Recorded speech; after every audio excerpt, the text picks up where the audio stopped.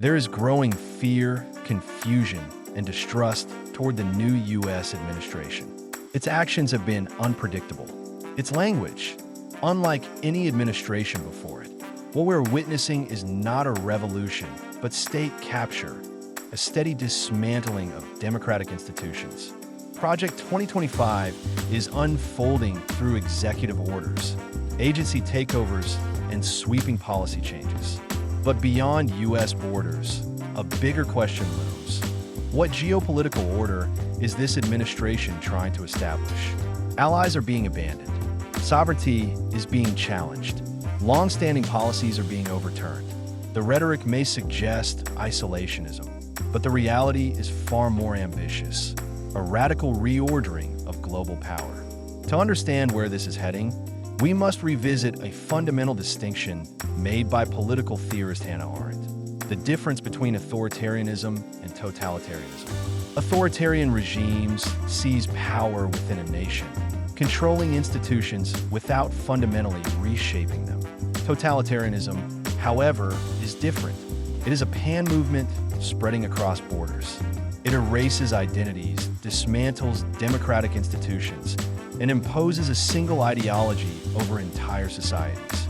In this light, the far-right movements of today bear a striking resemblance to those of the past.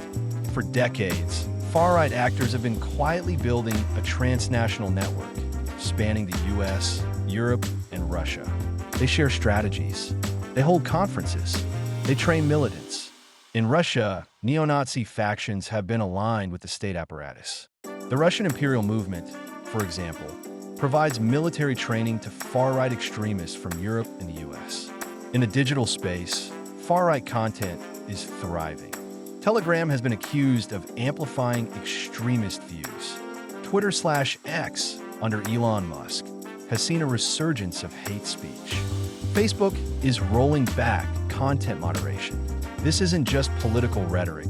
It's a carefully coordinated movement with a shared vision: nationalism, anti-immigration, traditionalism, militarism, and most critically, a rejection of democracy itself. The U.S. administration is not just tolerating these movements, it is actively supporting them. Donald Trump has openly aligned with European far-right leaders. His administration has backed nationalist parties that threaten the stability of the European Union. The Heritage Foundation's Project 2025 takes direct inspiration from Hungarian leader Viktor Orbán's model of a liberal democracy. And then there's Steve Bannon, perhaps the far-right's most influential strategist. He has worked to unify far-right movements across Europe, offering support, polling, and media expertise.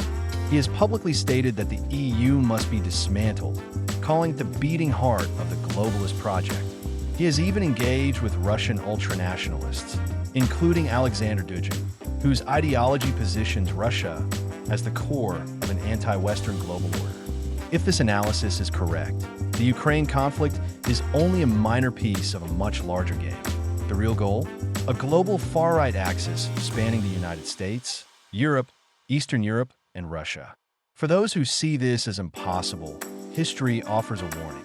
The greatest threat to democracy is often ignored until it is too late.